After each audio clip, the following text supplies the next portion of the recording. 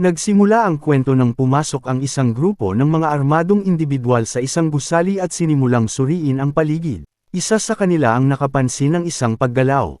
Agad nilang itinaas ang lahat ng kanilang mga baril at binuksan ang kanilang mga flashlight. Ang kanilang mga flashlight ay nagbigay liwanag sa isang maliit na bata na puno ng hindi mabilang na peklat. Sinubukan nitong tumakbo, ngunit agad siyang hinuli gamit ang isang lambat. Makalipas ang ilang sandali, iminulat ng bata ang kanyang mga mata at natagpuan ang sarili niyang nakahiga sa isang kama. Ang maliwanag na sinag ng araw ay nagliwanag sa silid. Ang lugar ay isang ampunan para sa mga bata.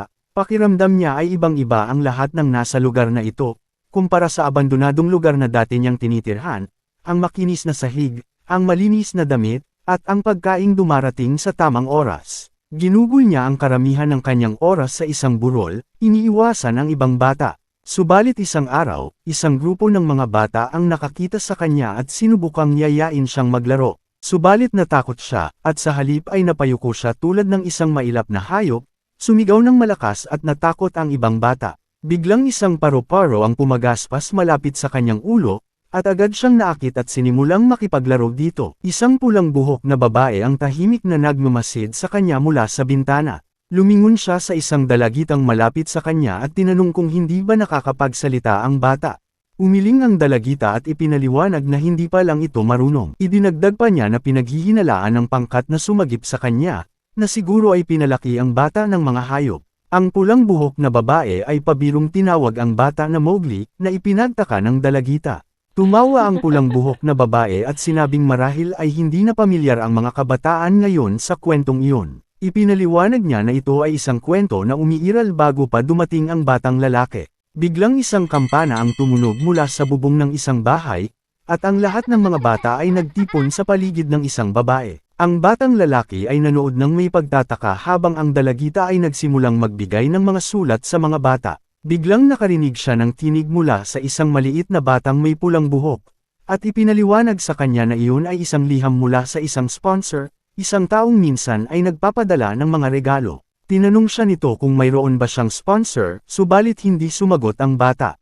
Kalaunan ay hawak-hawak na ng batang babae ang kanyang kamay at hinela siya papalayo. Maya-maya ay ibinaon nila siya sa lupa habang nagtatalo kung mabubuti o mas asama ba ang mga matatanda. Napagtanto nila na ang ilan ay mabait, at ang iba naman ay hindi. Habang kumakain sila ng sabay-sabay, ay ikinwento ng batang babae kung paano may isang bata na nagngangalang Matthew, na nakatanggap ng isang napakalaking laruan mula sa kanyang sponsor, at hindi na tumigil sa pagyayabang tungkol dito. Sinabi rin niya na ang sponsor ni Lily ay bumili pa ng mga damit para sa kanya. Habang nag-aaral sila, ay ibinunyag niya na minsan ay nakipag-usap ang batang si Joe sa kanyang sponsor, isang bagay na nakita niyang nakakadiri. Matapos ang isang sandali, ay buong kumpiyansa niyang idineklara na hindi niya kailangan ng sponsor, dahil ipinangako ng kanyang ina na babalikan siya nito. Kinagabihan, habang nagtatago sila sa ilalim ng mesa, ay ibinulong ng batang babae sa kanya ang sikreto nito. Sinabi niya na kapag natulog siya ng 100 gabi, ay babalik na ang kanyang ina, at ang 100 gabi ay lilipas ng isang iglap lamang. Pagkatapos ay hamina ang kanyang tinig, umaasa siyang dumating agad ang kanyang ina. Habang nakikinig ang bata sa mga pangarap at kalungkutan ng babae, ay tumitig siya sa kalangitan. Ang mga bituin ay tila kumikislap ng mabilis, na parabang ang oras ay mabilis na lumilipas. Isang araw, may nagpakita sa kanila ng isang laruan na kamukha ng alien, isinaad ng guro na nagmula sa malayong bahagi ng kalawakan ang mga ito. Tinipon ng isang guro ang mga bata at ikinwento kung paano naging magkaibigan ang mga tao at alien. Gayunman, ay isang batang may salamin ang biglang sumingit, at sinabing hindi iyon totoo. May isang batang nagtanong kung bakit naman magsisinungaling ang guro. Napangiti ang bata at ipinaliwanag na sinasabi iyon ng mga matatanda dahil iniisip nilang masyadong bata pa sila upang maintindihan ang katotohanan. At upang patunayan ang kanyang punto, ay inilabas niya ang isang malaking libro at inilapag ito sa harapan nila. Nagtanong ang isa pang bata kung saan niya ito nakuha, at inamin niyang kinuha niya ito mula sa opisina ng punong guro. Habang iniikot ang mga pahina, ay nagsimula siyang magbasa ng malakas, nakasaad sa aklat na matagal nang dumating ang mga alien sa mundo. Lumaban ang mga tao gamit ang isang napakalakas na sandata na tinatawag na HAEK, ngunit kinain lamang ito ng mga alien, at sa huli ay wala nang nagawa ang mga tao kundi ang sumuko. Napasimangot ang isa sa mga bata at nagtanong kung bakit kakainin ng mga alien ang isang sandata. Napapailing na sumagot ang batang may salamin na siguro ay gutom lang ang mga alien. Muling tumunog ang kampana sa tore, at isang babae ang muling namahagi ng mga liham. Tinawag niya ang pangalan ng bida at iniabot sa kanya ang isang liham na kararating lang. Ang pangalan pala ng bida ay Mori. Hinawakan niya ito at pinagmasdang mabuti. Sinabi ng babae na may sponsor na siya ngayon at tinanong kung hindi ba siya masaya. Subalit napalingon siya dahil biglang may kumalabog. At nakita niya ang maliit na batang may pulang buhok, na nakatayo sa may pinto, at may luha sa mga mata. Makalipas ang ilang sandali, ay umiiyak siya sa ilalim ng mesa. Lumapit si Mori, ngunit sinabihan siyang lumayo. Kaya nagsimula siyang maglakad paikot-ikot sa silid. Biglang may narinig siyang tunog, at may isang basag na biskwit sa sahig, at si Mori ay nakaluhod malapit doon. Ito lang ba ang mga bagay na mahalaga sa iyo? Malungkot na tanong ng batang babae habang pinulot ang biskwit. Itinago niya ang kanyang mukha at inamin na sa totoo lang, ay matagal nang lumipas ang 100 gabi, at iniisip ng kanyang ina na hindi siya marunong magbilang, pero para sa kanya, ay marunong siyang magbilang. Mag-isa na lang ako ngayon, bulong niya habang tumutulo ang kanyang luha. Biglang sumandal si Mori sa kanyang likuran, nagtaka siya, subalit kalaunan ay napangiti rin siya.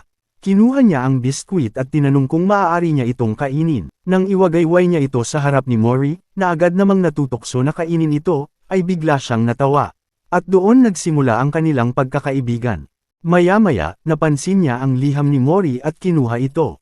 Napagtanto niya na hindi marunong magbasa si Mori, kaya naman ay binasa niya ang laman at nagtaka, dahil ang tanging nakasulat lamang ay ang salitang kumusta. Nilipat-lipat niya ito, inikot at tinignan sa magkabilang panig, subalit wala nang ibang nakasulat. Biglang napansin ni Mori ang isang bagay na bumabagsak mula sa liham. Isa itong napakaganda at makinang nabughaw na kristalisadong bulaklak. Lumaki ang mata niya sa pagkabigla habang pinagmamasdan ang liwanag nito.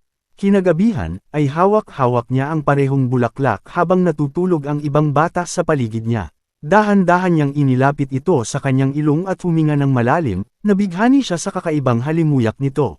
At sa sandaling iyon, unti-unti siyang napapikit at dahan-dahang nakatulog ng payapa. Muli na namang tumunog ang kampana sa tore, at isang babae ang tuwang-tuwang tinatawag si Mori, ipinakita sa kanya ang panibagong liham na dumating para sa kanya. Samantala, iniabot naman ng pulang buhok na babae ang ilang regalo sa kanya at pabirong nagkomento kung gaano siya kapalan. Nang dumating ang kanyang mga kaibigan, ay laking gulat nila nang makita si Mori na nakaupo sa harapan ng isang napakataas na tambak ng mga regalo. Kinuha ng batang may pulang buhok ang kanyang liham at sinimulang basahin ito.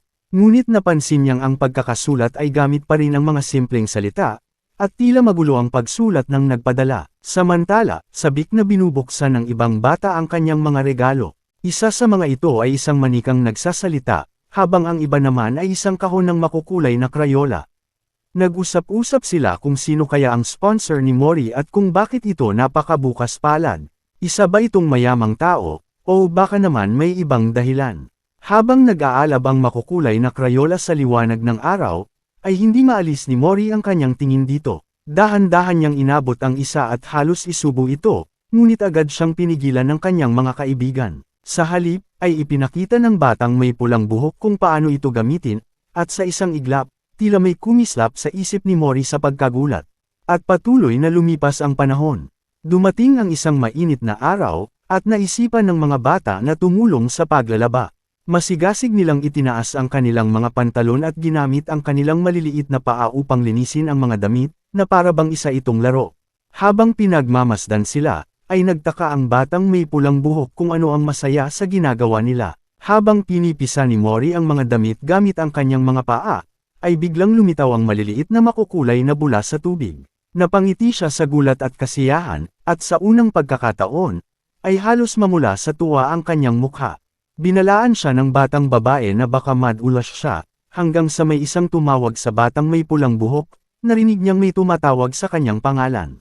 Ang pangalan niya ay Redina. Lumingon siya nang may pagkalito at nakita ang isang babaeng patakbong papalapit sa kanya, at isinisigaw ang kanyang pangalan. Napuno ng tuwa si Redina at agad siyang tumakbo papunta sa babae, at hindi sinasadyang matabig ang timba sa kanyang pagmamadali. Nang marating niya ito, ay niyakap niya ito ng mahigpit at napasigaw ng salitang mama. Habang yakap ni Redina ang kanyang ina, ay nanatili lang si Mori sa kanyang kinatatayuan, tulala habang pinapanood ang pangyayari. Kinabukasan, ay namaga ang mga mata ni Redina mula sa kaiyak. Sinabihan niya si Mori na mag-ingat at banilinan siyang huwag kumain ng sobrang bilis dahil baka siya ay maimpatyo. Pagkatapos ay iniabot niya sa kanya ang kanyang sapatos at isang maliit na bag, sabay sabi kay Mori na huwag nang maglakad ng nakayapak. Tiningnan niya si Mori habang puno ng lungkot, at mabilis niyang niyakap si Mori ng mahigpit. Sa pagitan ng kanyang mga luha, ay sinabihan niya si Mori na kailangang maging masaya siya sa buhay. Ngumiti si Mori at niyakap siya pabalik, kasing higpit ng pagkakayakap nito sa kanya. Lumipas ang ilang sandali, at nakatayo na si Redina kasama ang kanyang ina. Nagpapaalam sa iba pang mga ulilang bata. Habang si Mori naman ay tahimik lang na pinapanood ang lahat. Kalaunan ay bumalik na siya sa kanyang dating tambayan, na nag-iisa. Kahit na may malaking puwang sa kanyang puso, na dulot ng pagkawala ng isang matalik na kaibigan, ay hindi niya naramdamang nag-iisa siya. Sapagkat ang mga liham at regalo mula sa kung sino man ang nagpapadala sa kanya, ay nanatili sa kanyang tabi. Ang kapa ay kasing lambot at kasing init ng sikat ng araw. Ang makukulay na krayola at ang manikang nagsasalita ay nagdala sa kanya ng labis na tuwa. At ang mababait na liham ay may halimuyak ng mabangong ligaw na bulaklak. Habang inaamoy ni Mori ang banayad na amoy ng mga bulaklak sa liham, ay nagsimulang bumalik sa kanya ang mga alaala. Naalala niya ang panahon kung kailan masigasig na pinag-uusapan ng kanyang mga kaibigan kung sino kaya ang nagpadala ng liham sa kanya. Sa sandaling iyon, ang masayang mukha ni Redina ay lumitaw sa kanyang isipan. Dahil dito, ay napaisip si Mori, na posible kaya, na ito ang aking ina. Maingat niyang tinipon ang kanyang mga gamit at inilagay sa bag na ibinigay ng kanyang kaibigan. Saglit siyang lumingon pabalik, pinagmasdan ang malayong tanawin ng ampunan, at nagpaalam ng tahimik. Habang ginawa niya ang kanyang unang hakbang, napansin niyang may relays ng tren sa unahan. Sinundan niya ito at naglakbay patungo sa isang hindi tiyak na landas, isang paglalakbay upang hanapin ang kanyang ina. Kinabukasan, ay isang kawan ng mga baka ang nagpapahinga malapit, nang may isang lumapit sa isang tuyong damo. Dinilaan nito si Mori gamit ang mahabang dila nito, dahilan upang siya ay magising. Agad niyang pinahiran ng kanyang maliliit na kamay ang kanyang buhok. Nasa loob siya ng isang tren, nakatanaw palabas ng pinto, hindi namamalayang matagal na siyang dinadala ng tren na sinakyan niya ng walang pag-aalinlangan, sa isang mahabang paglalakbay upang muling makapiling ang kanyang ina. Makalipas ang mahabang sandali, ay bumabas si Mori mula sa tren, at tahimik na nagpaalam dito. Tumitig siya sa malayo bago naglakad ng mag-isa patungo sa malawak na disyerto. Wala siyang makitang anuman maliban sa walang katapusang buhangin at ilang nagkalat na mga bato na bahagyang nanginginig mula sa isang papalapit na kaguluhan. Kaagad na lumingon si Mori, sa malayo, ay isang ulap ng alikabok ang pumailan lang habang papalapit ang mga humanoid na alien na mabilis na paparating sakay ng mga motor na may mga armas. Biglang bumalot ang takot kay Mori, kaya mabilis siyang tumakbo, ngunit agad siyang pinalibutan mula sa lahat ng direksyon. Mula sa isang bangin sa itaas, ay isang nilalang na may pulang balat, puting buhok, at suot na itim na jacket ang nanood habang unti-unting napapalibutan si Mori ng mga alien. Napatingin ang isa sa mga alien kay Mori at nagtanong kung tunay nga ba itong tao, dahil sa paraan ng kanyang pagkakaupo na para itong isang pusa. Pinag-usapan nila kung totoong ang isang tao ito at kung bakit ito napakaliit. May isang nagtanong kung maaari pa ba nila itong ibenta, dahilan upang mas lalong mabalisa si Mori. Isang alien ang nagbiro na baka pwedeng tikman ng kaunti. Dahan-dahan itong lumapit kay Mori at sinabing napakaliit nito. Walang makakapansin kung may isang paa na mawala, sabi niya sa sarili. Samantala, isang anino ang papalapit mula sa likuran. At biglang itinulak ng isang alien ang kanyang kasamahan sa lupa at galit na sinabing, sinong may sabi sa'yo na maaari mo hawakan ito ng basta-basta. Agad itong humingi ng paumanhin, tinawag ang isa pang alien na boss. Tiningnan ng pinuno si Mori at sinabing, ang ganito kaliit na tao, ay hindi man lang aabot sa atay. Ngunit saglit itong natigilan, at tila may napagtanto. At biglang pumutok ang ulo ng isa sa mga alien. Lahat sila ay natigilan sa takot nang mapagtanto nilang ito ay isang bala. May isang nilalang na paparating, isang alien na may dalawang sungay ang paparating sakay ng isang mabangis na motorsiklo na may dalawang nakakabit na machine gun. Napagtanto nila na isa itong rider, Subalit sinabihan sila ng boss na huwag magpanik dahil isa lang naman itong kalaban. Pinaputukan nila ito, ngunit pinaarangkada ng rider ang kanyang motorsiklo, at mabilis na iniiwasan ang bawat bala. Lalong nagalit ang pinuno ng mga alien at sumugod, inihahanda ang kanyang kanang kamay upang umatake. Subalit itinodo ng rider ang kanyang bilis at isang napakalakas na pagsabog ang naganap. Habang humuhupa ang alikabok, ay wala nang natira sa ilalim ng kamay ng pinuno ng alien. Biglang lumabas ang rider mula sa alikabok sa itaas ng ulo ng pinuno, ang kanyang baril ay nagliliyab ng berdeng enerhiya. Pinaputok niya ito, dahilan upang mabiyak ang lupa. Mabilis na tinakpan ni Mori ang kanyang mga mata mula sa alikabok. Huminto ang rider sa pamamagitan ng isang matalim na pagslide ng kanyang motorsiklo. Sa kanyang kaliwa, ay isang napakalaking hukay ang iniwan sa lupa. Saka lumingon pabalik kay Mori, na ngayon ay nakatayo roon. Tinitigan siya ng rider gamit ang kanyang maraming mata, napatanong kung ano ba talaga ang nilalang na ito. Si Mori naman ay halatang galit na tumitig pabalik sa rider. Tinawag ng rider si Aya, at biglang lumabas ang isang maliit na AI mula sa kanyang likuran. Iniskan nito si Mori, at iniulat sa rider na ito ay isang sanggol na tao, at bigla siyang napangiti. Maliit na bata, tawag niya rito na puno ng ngiti, na lalong nagpagulo sa isip ni Mori. Sinigurado ng rider sa kanya na wala na siyang dapat ipag-alala pa ngayong narito na siya. Ipinakilala niya si Aya, na siya mismo ang lumikha. Tiwala niyang sinabi kay Mori na ihahatid niya ito pauwi. At sa kanyang kabaitan, ay naniwala naman si Mori. Ngumiti si Ryder, at iniisip ang kanyang susunod na hakbang.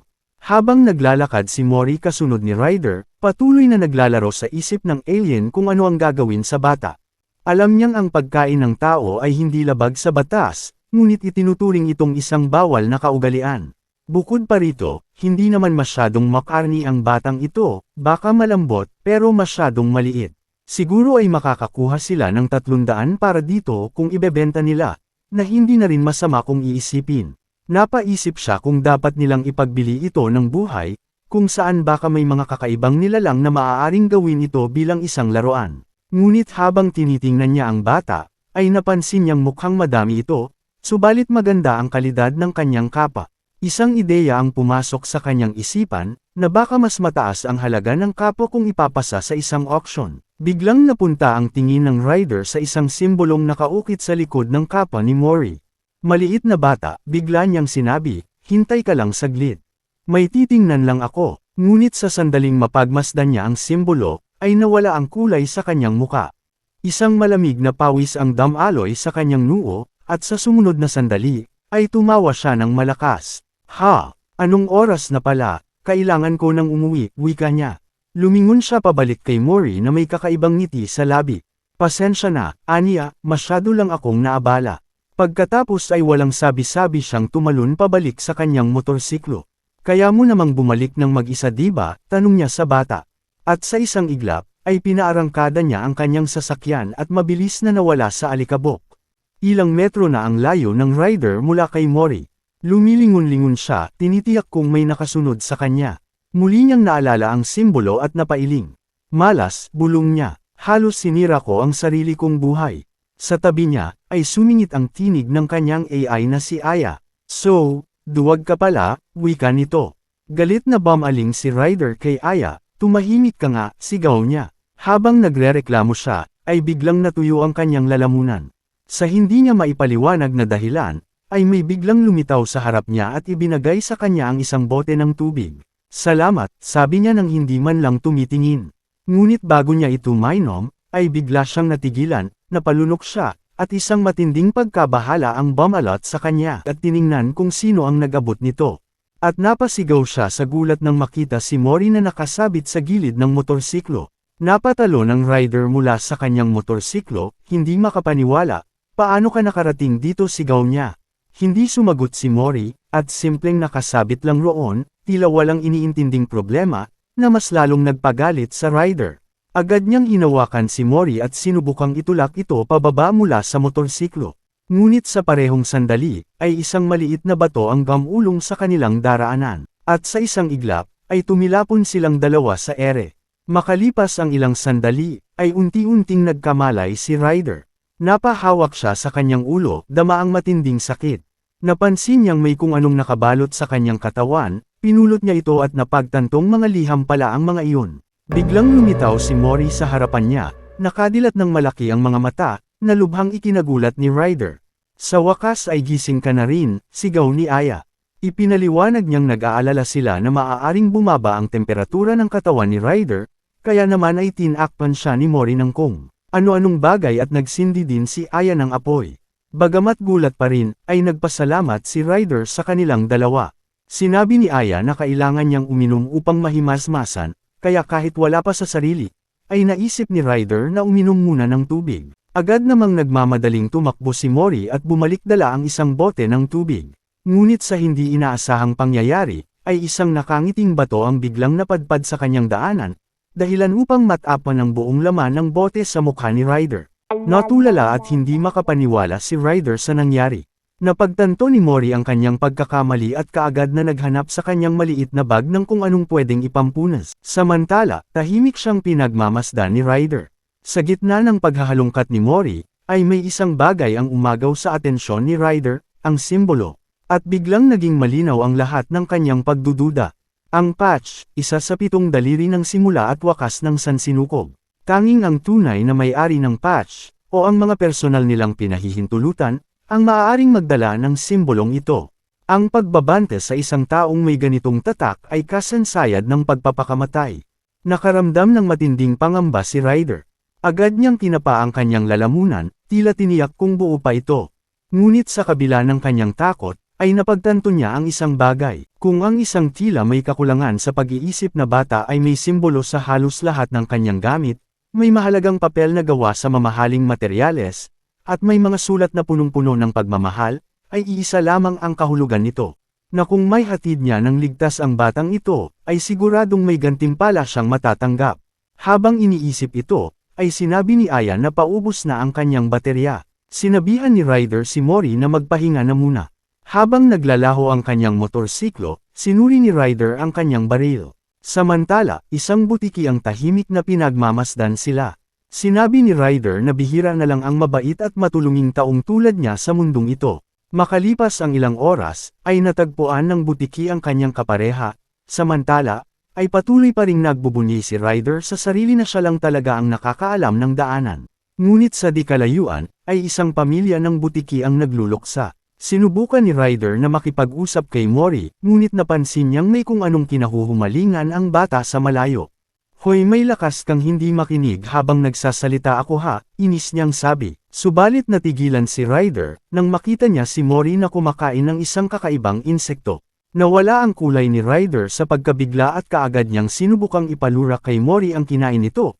At nang sa wakas ay magtagumpay siya, ay napabuntong hininga siya ng malalim. Pagkatapos ng pangyayaring iyon, ay handa na sana siyang pag-alitan ulit si Mori, pero tila ba walang pakialam ang bata. Hinawakan ni Ryder ng mahigpit ang mukha nito at pilit na ibinoling sa kanya ang titig ng bata. Makinig kang mabuti, Anya. Kung asul ang kulay ng mga paa tulad nito, ibig sabihin ay maaaring may lason ito. Kung ang ugat naman ay bilog at namamaga o kaya'y nagiging asul kapag nakaramdam ng banta, tiyak na may lason rin ito. Tumingin siya kay Mori, naiintindihan mo ba, tanong niya. Sumang-ayon naman ang bata. Akala ni Ryder na wala nang magiging problema. Subalit paglingon niya, ay nakita niyang hinuhugot ni Mori ang isang tubo mula sa kanyang motorsiklo. Ano na naman yan, sigaw niya. Galit na galit siya, lalo pat napagtanto niyang gustong hawakan ni Mori ang isang uri ng halaman na parang cactus na may malaking bunganga. Hindi nagtagal, ay nahulog si Mori sa isang kumunoy. Matapos siyang hugasan at linisin, ay muling pinagalitan ni Ryder ang bata. Kalaunan ay dumating ang gabi, at wala na siyang lakas para magalit. Kaya napahiga na lamang siya sa buhangin, tinatanong ang sarili kung bakit niya pinili ang ganitong buhay. Habang nakahiga, ay napansin niyang may ginuguhit si Mori. Dahan-daang lumapit si Ryder palapit, tinitingnan kung ano ang ginagawa nito. Si Mori ay nagsalita ng kung ano-ano at itinapat sa kanya ang kanyang drawing. Pero hindi niya maintindihan ang pinagsasabi ni Mori. Napansin niya ang isang kahon na may nakasulat na Mori, at napaisip kung ito ba ang pangalan ng bata. Tumingin siya sa iginuhit ni Mori, na isang nilalang na may suot na itim na jacket. Ano itong itim? Tanong niya. At kaagad namang itinuro ni Mori ang kanyang mukha. Napasigaw si Ryder, hindi siya makapaniwala, muling tinitigan ni Ryder ang guhit sa papel. Ito ang unang pagkakataon na may gumuhit sa kanya. Aba, mukhang maganda ang pakiramdam mo pang-aasar ni Aya. Hindi, mariing tanggi ni Ryder, na mukhang naiinis. Tiningnan ni Aya ang drawing. Kung ang bilog na ito ang itsura ko, maganda ang obserbasyon, pero kulang sa detalye. Mga 50 points lang, wika ni Aya. Ngumiti si Ryder, mas ayusin mo pa ang drawing mo ha. At lumipas ang gabi. Kinabukasan, sa pagliwanag ng araw, nakatayo si Ryder sa isang bangin, sinusuri ang kanilang lokasyon. Napagtanto niyang kapag natawid nila ang isang burol ay mamakarating na rin sila sa wakas. Ngunit nawala ang saya niya nang makita si Mori na tumakbo na naman papalayo. Hoy, kung ayaw mong maiwan ay bilasin mo, sigaw niya. Pero bigla siyang natigilan. Sa harapan ni Mori, ay may kakaibang nilalang. Biglang lumitaw ang isa pang tulad nito, mas malaki, mas mapanganib. Itinapat nito ang naglalagablab na palad sa balikat ni Mori, at mula sa katawan ng bata, ay lumabas ang matinding apoy. Nanlaki ang mga mata ni Ryder, at isinigaw ang pangalan ni Mori. Agad niyang itinutok ang kanyang baril, sumigaw sa nilalang. Sa isang iglap, ay pinaputukan niya ito, ngunit mabilis na kumilos ang malaking nilalang upang protektahan ang mas maliit. At kaagad na tumakbo si Ryder patungo kay Mori. Nang sa wakas ay maabot niya ito, ay napuno siya ng takot.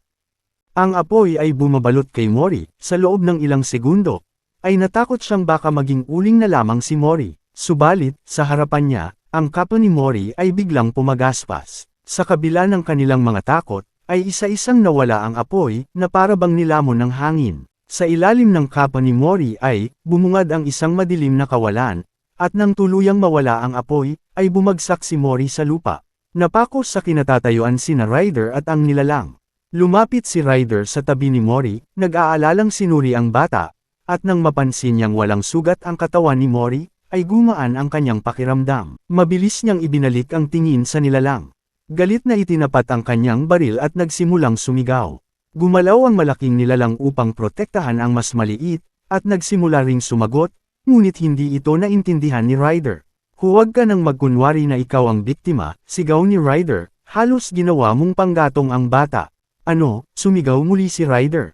Akala mo ba ay iisa lang ang bata dito, hindi mo ba alam na halos naging inihaw na siya?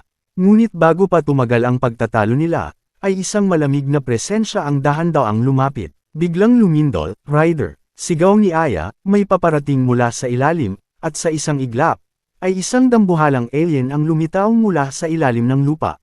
Umikot ito sa paligid ni Ryder at Mori, at napagtanto ni Ryder na ito ay isang ganap na matanda. Nanginginig si Ryder, sa kanyang isipan, ay isa lang ang kailangan niyang gawin, at yun ay ilayo si Mori mula dito. Ryder, papalapit na ito, babala ni Aya. Subalit, sa halip na umatake, ang malaking nilalang ay tahimik na bumaba at tinapik ng mahina ang maliit na nilalang. Kasunod nito, ang dalawang nilalang ay yumuko sa harap ni Ryder at Mori, na tila ba humihingi ng kapatawaran. Natulala na lamang si Ryder. Sa tingin niyo ba ay papatawarin ko kayo ng ganoon lang, galit niyang sigaw.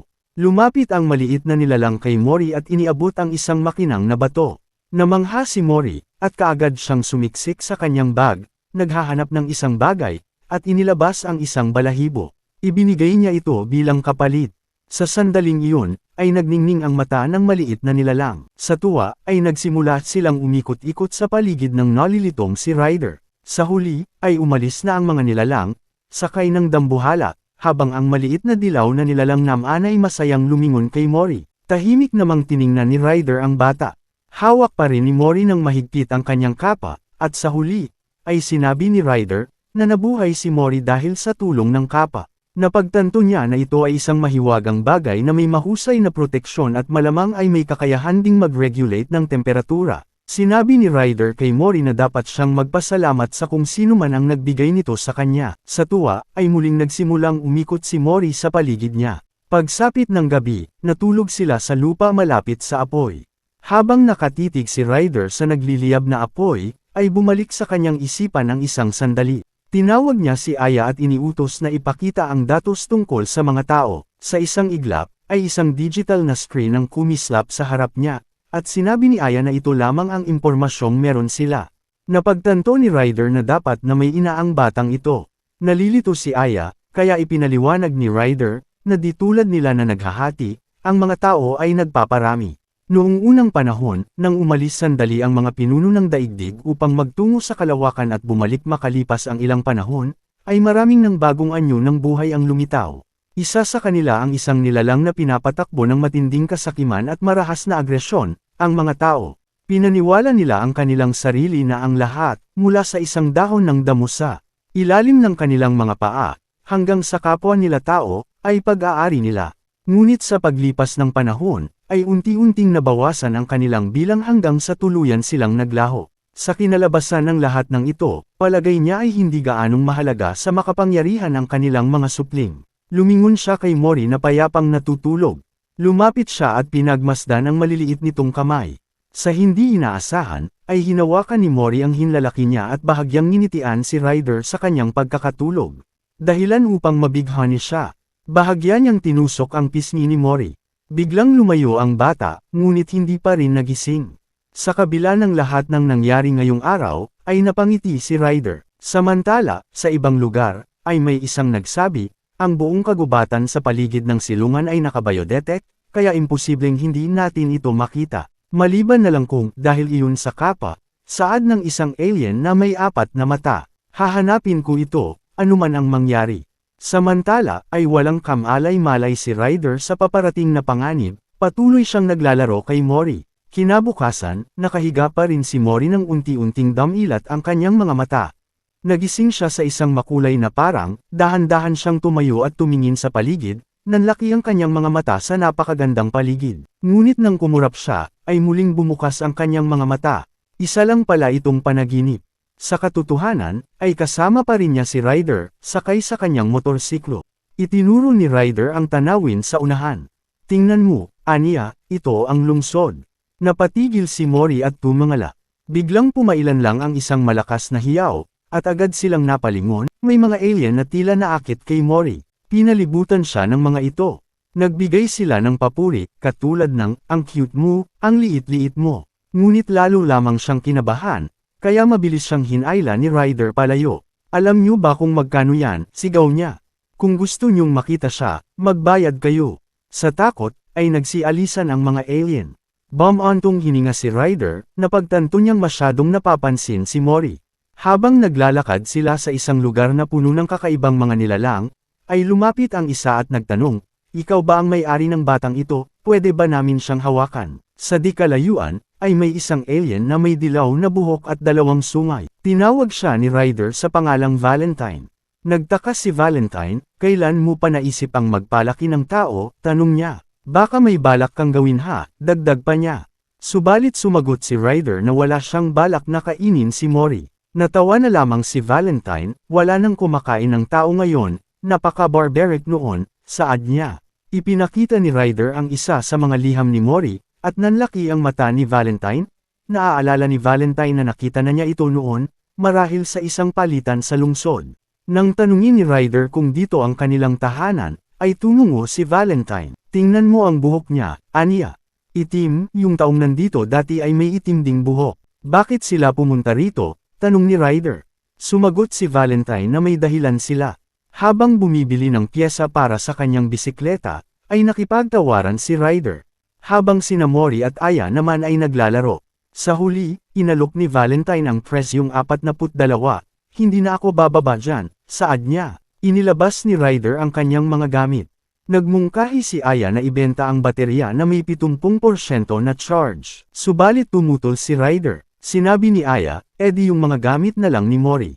Gusto mo ba akong mamatay sa gutom? Sagot ni Ryder. Napansin niya ang dilaw na bato na binigay ng nilalang, ipinakita niya ito kay Valentine. Agad niyang tinanong si Valentine kung magkano ito, na ikinagulat naman ni Mori.